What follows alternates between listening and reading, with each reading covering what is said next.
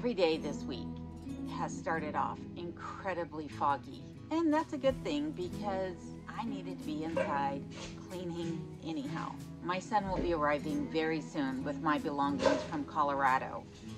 And if you're new to this channel, I moved in just over a year ago to a remote cabin in Alaska, and the cabin needed a lot of work. A new roof needed to be put on it.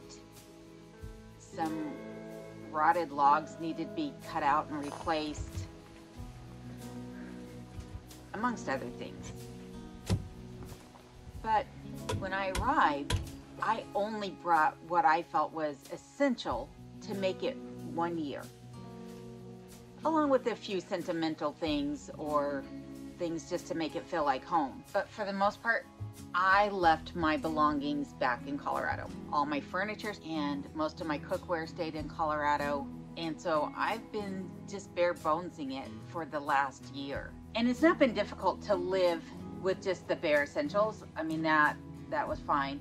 In the spring, it's when the construction on the cabin started. Over the course of 2 months, the roof got replaced and a couple new doors got added to the cabin, and essential construction things that needed to be done in order to make this place safer to live in is what got done so far. And there's a lot of construction yet to take place. I'll link a full playlist at the end of this video if you want to check out my story from start to finish.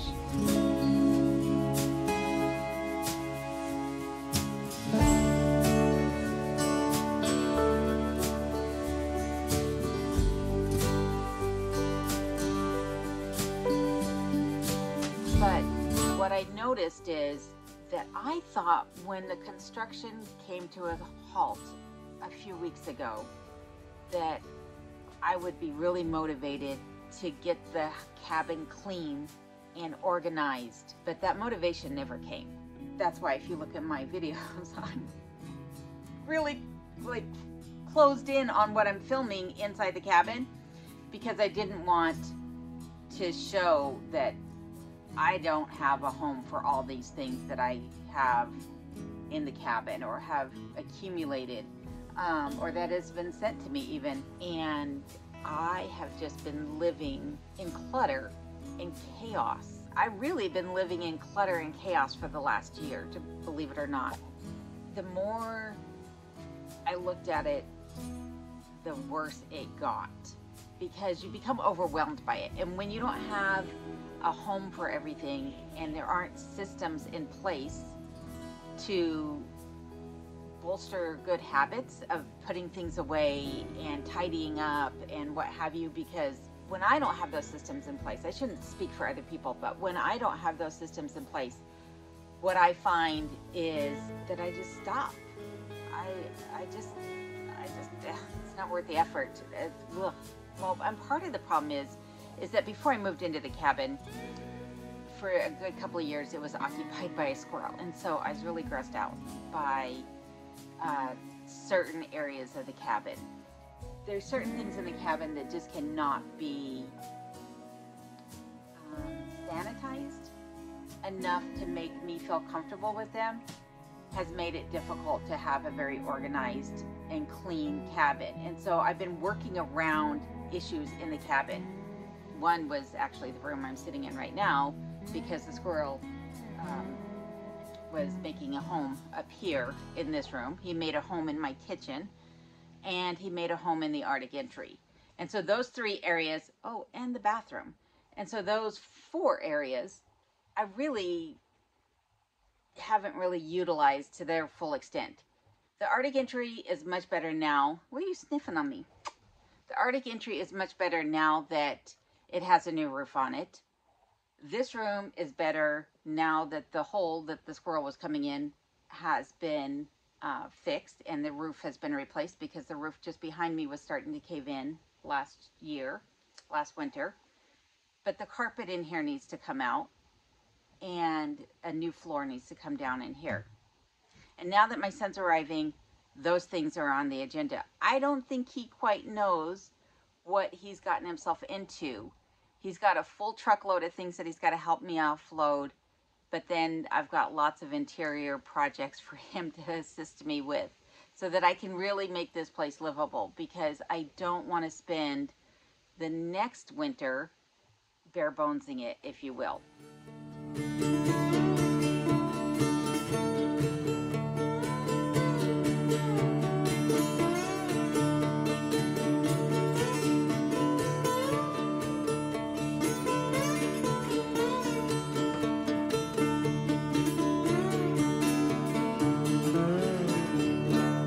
And so this week I spent a lot of time cleaning up all the clutter and the chaos from all the construction that took place this summer, and just trying to make it so that when he arrives with my things, we can just get the things brought in, stage them, and then take the time to organize those things as opposed to having to clean along the way. I'm kind of ashamed of myself that I let the cabin get the way that I did. But like I said, not having systems in place and not having a home for everything and not feeling comfortable with the surfaces that I have available to me in the cabin, it made it rather daunting to deal with. The wind is blowing outside, so if you hear the wind, I do apologize, but I'm burning up and I'm exhausted. I have worked every day over the last couple of weeks just trying to put things away and tidy up, and I still have a little bit more to do.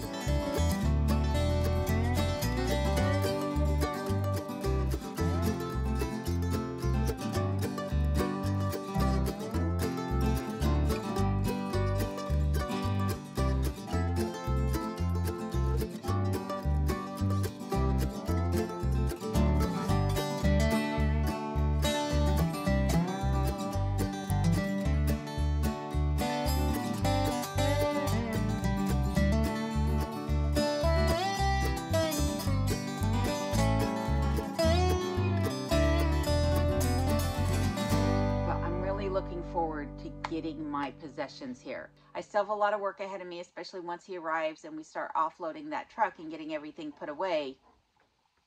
But that I am so looking forward to. I'm looking forward to seeing him as well, because he has an incredible sense of humor and he puts a smile on my face. He could be a bit cantankerous too when, you know, he's had a bad moment or whatever, but for the most part he is quite the character. So I really love him, as I do both of my other children as well. You know, I have wonderful children. I'm a bit biased, but I do love all three of my kids. And so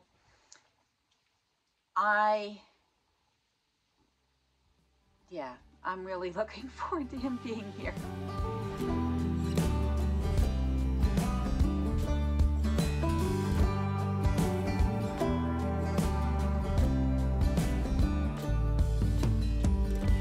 Last week I installed a couple game cameras, and I pulled those cards earlier today and reviewed the footage. And the one by the greenhouse did have a couple pictures on it that weren't me. Most of the pictures were just me setting it up or walking away from it or taking my trash over to take care of that. But there was a giant moose on there. Well, I say giant.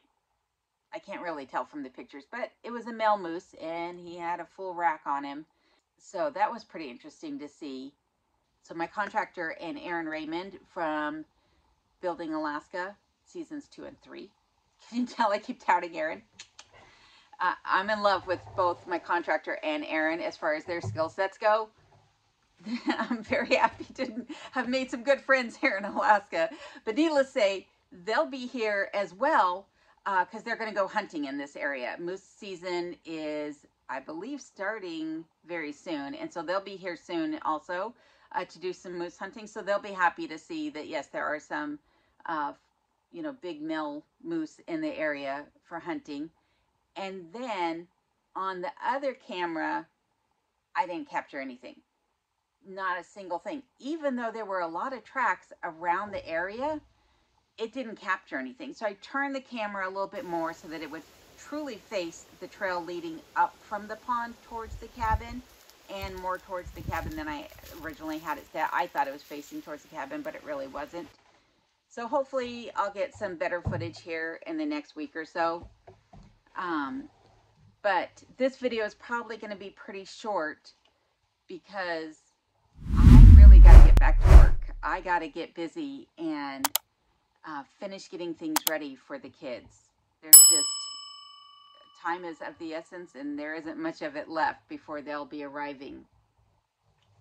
And so I had put out a community post earlier this week asking those of you that if you have any questions for my son, to leave them in that community post, and I will do an interview with him on camera.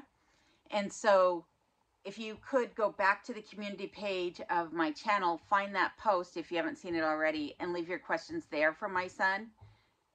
And I will be more than happy to ask him those questions. It's been a while since I've had the chance to interrogate him, so I'm kind of looking forward to it.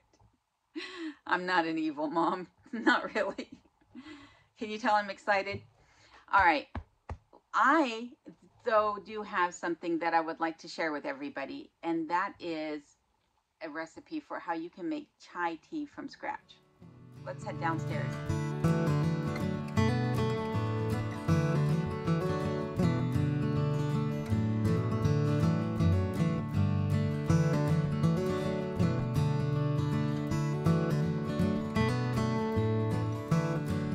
I love chai so much that I learned how to make it from scratch. I'm not one for buying pre-made drink mixes such as the international whatever it is that you can buy that's like the powder drinks. Those taste great, but I don't know what's in them, and so I'm not comfortable drinking them. The chai concentrate that you buy in the cartons that you store in the refrigerator, personally, I think they're rather expensive, and they tend to go bad before I can finish drinking them. So I don't purchase those, but learning how to make it from scratch guarantees that I'm going to get the flavor that I want, because I like a spicy chai. If you're not one for drinking spicy chai, you can leave out some of these ingredients. But to make it authentic, as authentic as you can, I say that because it's a regional thing, and each person that makes it traditionally has their own take on it. This is my preferred recipe, and I hope that you will give it a try. You're going to need 1.5 cups of water, a tablespoon of whole black peppercorns and green cardamom pods, 3-star anise, some fennel, a vanilla pod, which I've already split open, about 15 to 20 cloves, 2 cinnamon sticks, which I will crack, and about 1 inch of ginger root sliced. So I'm going to start by cracking the black pepper and the cardamom with a mortar and pestle. And the reason I'm doing that is I want to break that hard exterior shell, and that is going to help release some of the oils as I toast them in my pot. And then I'm just going to go ahead and throw those in. I have a dry surface here. I'm not adding any moisture yet. I'm going to go ahead and add in everything else but the ginger. The ginger, I'm just going to go ahead and throw that in my water for now. And I've already went ahead and split my vanilla bean. Now, you may find that if you're looking up recipes for chai that vanilla is not traditionally added, but I personally prefer the taste of it in there. So I'm just going to go ahead and throw that in. I'm going to throw my cloves, my star anise, and my fennel. And then I'm just going to go ahead and crack the cinnamon sticks. And again, I'm doing that to help release some of the oils that are in the cinnamon sticks. All right, now that I have all of my dry ingredients added to my pot, I'm going to go ahead and turn the heat on and let these toast for just a couple of minutes.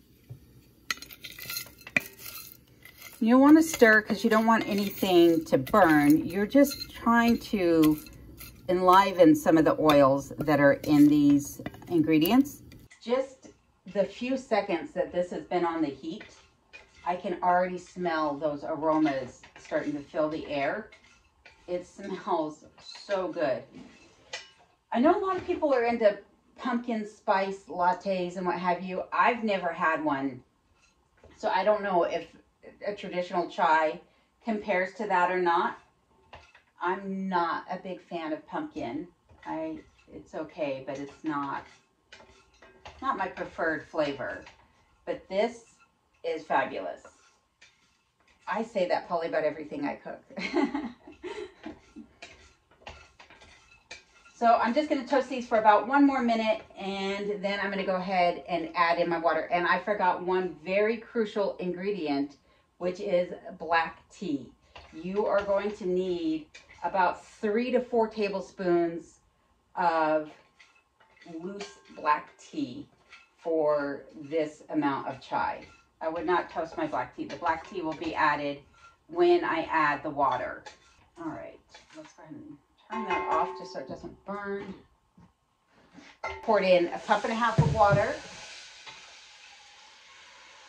I have my black tea and I'm just pouring that in there loose. And so I will be straining all of this when said and done. And if you want to sweeten your chai, my recommendation is to use brown sugar, and we'll add that in when we add in our milk or cream. I'll be using cream. Add your sugar at that moment. You can also use raw honey if you like, but I prefer the brown sugar. I think it provides a more complex flavor and doesn't take away from it. Now that I have everything added in here, I am going to let this steep for a minimum of 10 minutes. The longer you let it steep, the more complex the flavors will be. You could let this steep for a couple of hours, and then you're going to have a really flavorful chai. May not look very appetizing right now, but trust me, it's very flavorful and enjoyable to drink.